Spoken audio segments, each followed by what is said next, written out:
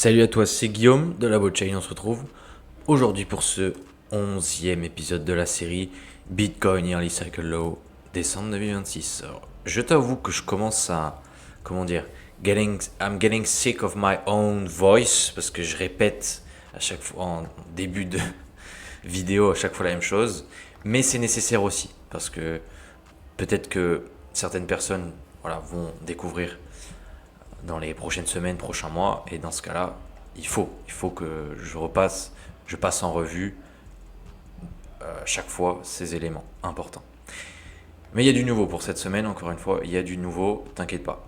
Alors, premier Yearly Cycle Low, novembre 2011, second janvier 2015, troisième décembre 2018, quatrième novembre 2022, cinquième potentiellement en décembre 2026, mais bien évidemment ce sera peut-être en octobre, en novembre, ou peut-être en septembre, ou peut-être fin décembre.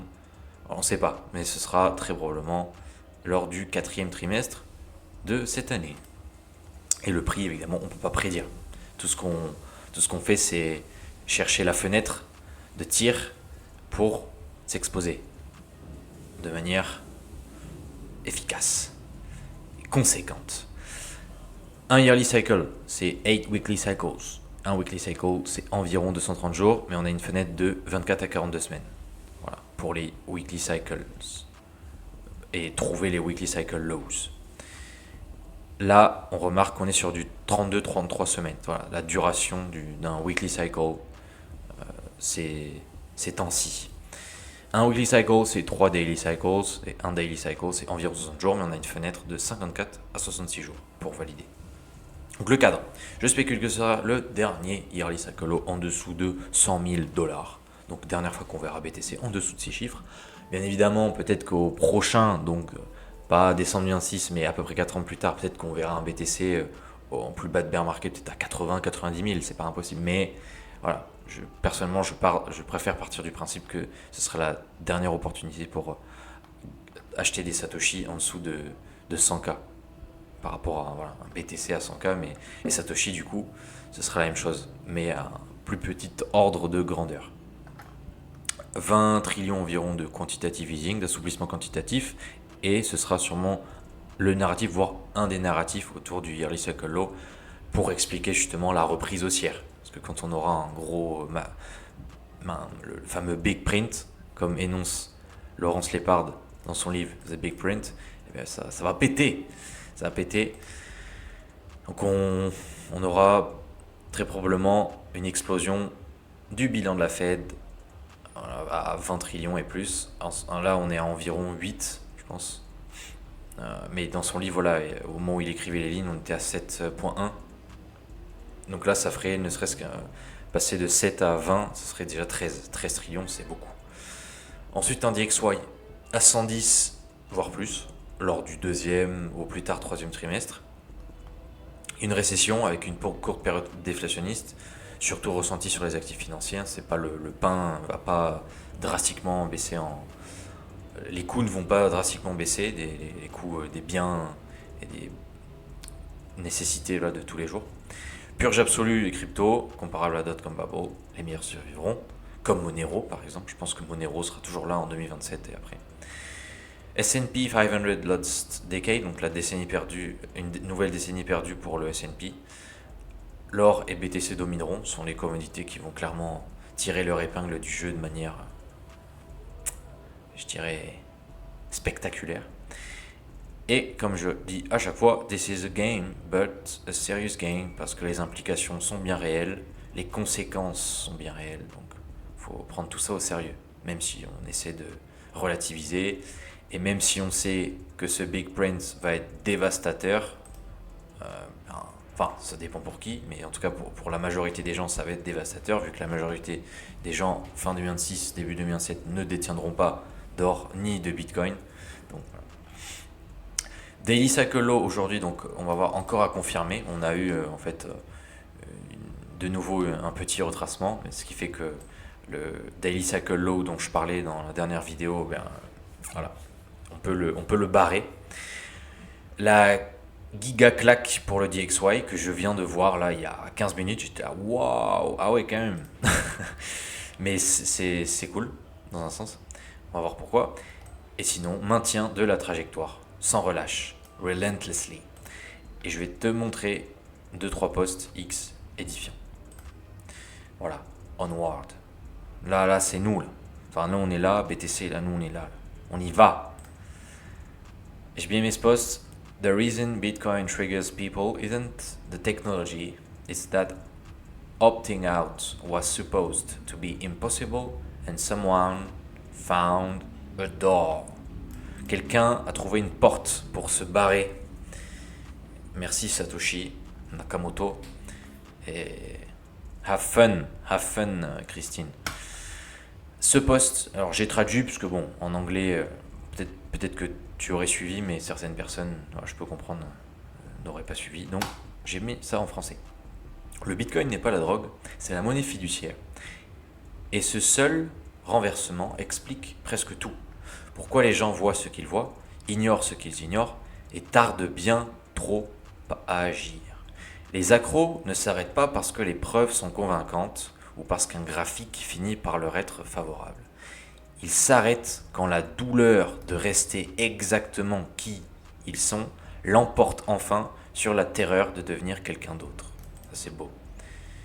Donc Bitcoin a toujours été la porte de sortie, ni cachée, ni verrouillée, ni secrète. Ça fait 17 ans que Bitcoin existe, il n'y a pas d'occulte, rien n'est occulté, à vrai dire. Juste là, ouverte, évidente et ignorée par tous ceux qui sont encore assez à l'aise pour prétendre ne pas en avoir besoin.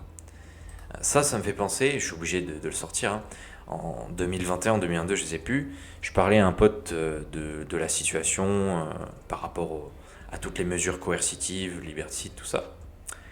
Et je disais, ouais, c'est quand même inquiétant et tout. Et il me dit, ouais, perso, je me sens pas concerné. Et récemment, j'ai eu la même chose avec Bitcoin et l'effet cantillon, avec le seigneuriage, avec tout ce que ça cause sur la plupart des gens. Et pareil, la même réponse. Oh, je me sens pas concerné. Je trouve ça méprisable. C'est méprisable. Je pense que je comprends pas comment on peut penser et même oser le dire en fait. Parce qu'à la limite, on peut le penser, mais on devrait en avoir honte selon moi. On devrait avoir honte d'avoir cette posture et de tenir ses propos. Mais non. À chaque fois, non, moi je me sens pas concerné.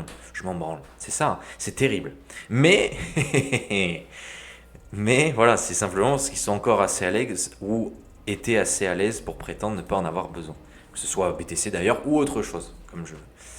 D'où l'exemple que j'ai donné 2021-2022. La plupart des gens ne l'empruntent pas plutôt parce que Bitcoin, je vais venir à la traduction littérale, ça met le. Bitcoin n'offre pas de confort, il offre la responsabilité. Et la responsabilité est précisément ce que les systèmes modernes ont appris aux gens à éviter à tout prix. Ça, c'est vraiment quelque chose que je répète aussi dans certaines vidéos. Et j'ai même fait une vidéo sur le sujet. Voilà, elle est là, tu peux aller la voir. Peur des responsabilités, il y a 2 semaines. Donc revenons à nos moutons. Bitcoin n'atténue pas les conséquences, il les accentue. C'est un amplificateur aussi, en quelque sorte. Il ne promet pas la sécurité, il supprime les excuses. Il vous demande d'être vigilant, responsable et seul face à vos décisions, et c'est profondément inconfortable. Alors le réflexe est de procrastiner. La psychologie de l'addiction est brutale, mais implacable. Personne ne change au premier signe d'alerte. C'est vrai, personne ne se réforme, enfin en tout cas c'est très très rare, personne ne se réforme suite à de simples avertissements. On ne change qu'au plus profond du désespoir lorsque le contrôle des capitaux est instauré, lorsque les comptes bancaires sont gelés, lorsque la monnaie s'effondre, lorsque les abstractions deviennent personnelles. C'est seulement à ce moment-là que Bitcoin cesse d'apparaître risqué et commence à paraître nécessaire, non pas parce qu'il a réellement changé, mais parce que la réalité a enfin levé l'anesthésie, le voile. Voilà. Bitcoin est un protocole neutre, comme le feu, l'électricité, les mathématiques et les outils neutres ne vainquent pas le mal par leur simple existence. Leur action est bien plus dangereuse. Elle fait tomber le mensonge selon lequel il n'y avait pas d'alternative. La coercition se propage toujours plus vite que le consentement dans un premier temps. Alors oui, vu de l'extérieur, on a l'impression que les pires acteurs l'emportent, mais c'est une erreur d'interprétation du temps et non du pouvoir. Bitcoin ne domine pas les systèmes, il leur survit. Il ne sauve pas les gens non plus, ce sont les gens qui se sauvent eux-mêmes. Bitcoin, c'est simplement de leur mentir. Qu'est-ce que c'est beau! Qu'est-ce que c'est beau! J'espère que tu auras apprécié. Donc finalement, buy Bitcoin with money you can't afford to lose. Personnellement, là, à ce moment-là, fin 2026, quand ce sera notre théorique 5e yearly cycle low, eh bien à ce moment-là, ce sera effectivement la liquidité que je ne pourrai pas me permettre de perdre, que je vais injecter. Et malheureusement, on met dans le même sac Bitcoin et RS. On dit ah oui, et aussi on met l'investissement. On considère Bitcoin parfois comme un investissement. C'est faux, c'est pas un investissement. Mais donc on va parfois dire ouais, mets dans Bitcoin ce que tu es prêt à perdre. Voilà, c'est pareil. Il y a un manque d'éducation cruel. Allez, c'est parti. Maintenant, on attaque les données qu'on voit chaque semaine. Le US 10-year yield. Là, il y a une claque, une petite claque. Voilà, est-ce que ça y est, on va enfin pouvoir aller chercher les précédents plus bas d'il y a quelques semaines, quelques mois? On va voir. Et pour rappel, tant qu'on n'aura pas une grosse chute ici, une chute considérable en tout cas, eh bien, on n'aura pas de repricing au niveau des taux directeurs. Donc là, dans 3 jours, on risque toujours de rester au même stade qu'actuellement. Pas de baisse des taux. C'est sûr que là, l'idéal, ce serait qu'on ait une espèce d'un coup de dump massif. Et là, là, on passe à 95%. Enfin, on inverse quoi. Non, ce serait cool. Mais bon, plus le temps passe, moins c'est probable. Enfin, dans l'absolu, je sais pas. Mais en tout cas, a priori, voilà. Le taux de chômage, on aura un update le 6 février. Mais en attendant, on a cette phase d'accélération, pas massive, mais tout de même. Et ce genre d'accélération précède à chaque fois les périodes récessionnaires, comme on a vu par le passé. Donc, à surveiller, on va voir la suite dans les prochains jours, prochaines semaines. Ici, je parle du CPI et surtout des composants, des métriques qui composent le CPI. Alors, Marco Bjergovic, désolé pour la prononciation, met en avant un élément très important, c'est que si on remplace le shelter, si du moins on jette un coup d'œil au ALNRI, Apartment List National Rent Index, on se rend compte qu'on est déjà en déflation depuis un bon bout de temps, et il y a un lag entre les deux. Donc si on regarde le CPI shelter, bon voilà, ok, mais ça nous sert pas à grand chose. Si on veut avoir quelque chose de plus en temps réel, c'est celui-ci qu'il faut regarder. Et là, comme on voit en rouge, pareil, c'est très clair, on est bien en dessous des 2%. Donc là, on frôle les 0% ici, si on regarde cette comparaison. Donc, on sait à quoi s'attendre pour 2026, pour la suite, les prochaines semaines, prochains mois. Là, l'inversion de la courbe des taux entre le US 10-year et le US 2-year, si on regarde ce qui s'est passé précédemment, là, je peux mettre, là il y a cet exemple notamment, mais en fait ce qui se passe c'est que, dernière mise à jour le 10 janvier, donc on va bientôt refaire une, ce qui se passe c'est que quand on a l'accélération, c'est là où la fête triste commence. Mais tant qu'on n'a pas d'accélération, c'est bon. Tant qu'on range, c'est bon. Mais c'est vraiment au moment où ça pump très fort. Voilà. Donc là, ce serait un gros pump qui nous amènerait vers une validation donc, de crise récessionnaire et tout ce que ça engendre. Mais pour le moment, on range. Il n'y a pas eu cette phase d'accélération importante. Donc, on garde un œil aussi dessus.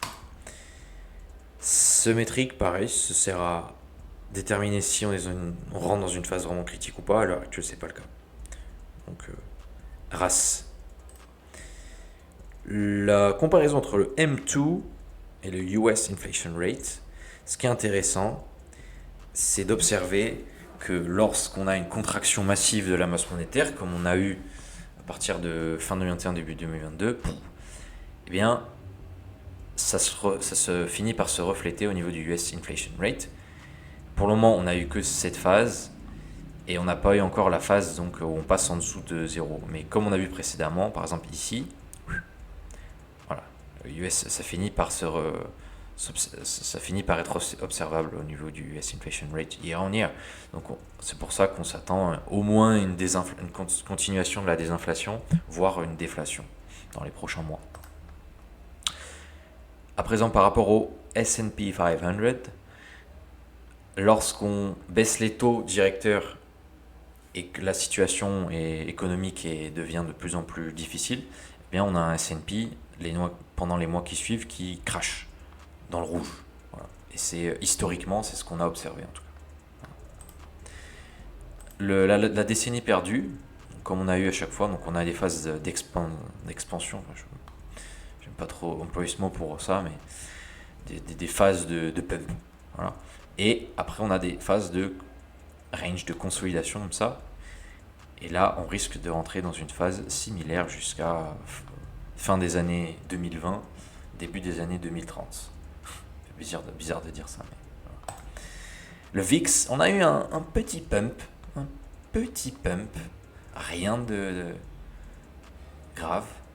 Mais quand on a un gros pump, attention, ça signifie que le S&P crash ou est sur le point de crasher.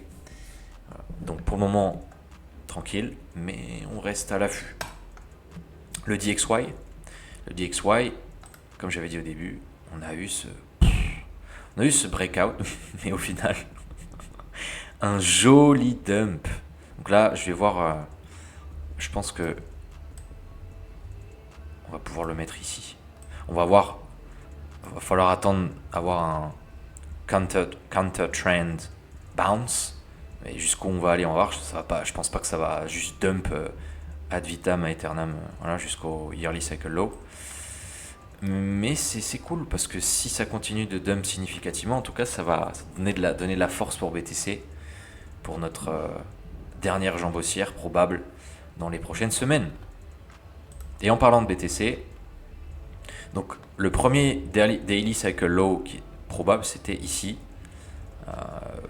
le 8-10 janvier là. Mais au final, on a fait un lower low. Et à présent, voilà, est-ce qu'on va aller encore plus bas? Mais il n'est pas validé. Mais ça y est, là on est vraiment dans la fenêtre. On est dans la fenêtre de tir. Le dernier daily cycle low avec le weekly cycle low, c'était le 21-22 novembre. Donc 60 jours plus tard, ça donne 22 janvier, 21-22 janvier. Là on est le 25. Voilà, on est dans la fenêtre de tir. Maintenant, il n'y a plus qu'à voir est-ce que ça restera ici, donc le 22 janvier pile poil, ou un peu plus tard. Voilà, on va voir. Donc la stratégie reste la même, préserver la liquidité en attendant le 5e yearly cycle low pour ma part. Je te partage simplement ma stratégie. Et ensuite, ride la vague, surf la vague jusqu'à au moins début 2028, voire fin 2028, courant 2029, qui sait. Et là, on verra un BTC d'ici là bien plus haut qu'actuellement. Je vais pas faire de prédiction, mais voilà, je dirais que fin du prochain bull run, on est au moins à 250 000, voire 300 000. Plus, c'est pas impossible non plus, mais restons réalistes, ouais, 250, 300 000 pour 2028-2029. Voilà. Et puis pour fin 2026, on sera peut-être à 40K, peut-être à 60K, peut-être à 50K, peut-être à 70K. On va voir ça. Tant qu'on n'a pas eu de confirmation totale de bear market, on peut pas vraiment... Parce que si on considère que 126K était le top, ok, là on peut se projeter et dire si on mange à moins 70% from top to bottom, on sera voilà, peut-être 40K dans ces eaux-là. Mais si là, dans les prochaines semaines, on va beaucoup plus haut, par exemple on va taper les 150K, ça change un peu la donne. Si on reste sur un moins 70% from top to bottom. Donc, à voir. Pas de précipitation, on a le temps, mais il faut se préparer dès maintenant. Et tu sais ce qu'il te reste à faire. Faut la liquidité. Et avant tout, savoir où on va. D'où ceci. Sur ce, je te dis à très vite pour une nouvelle vidéo. C'était Guillaume de la Beauchaine. Et à ta liberté. It was hard to know who was more crazy. Me or everyone else.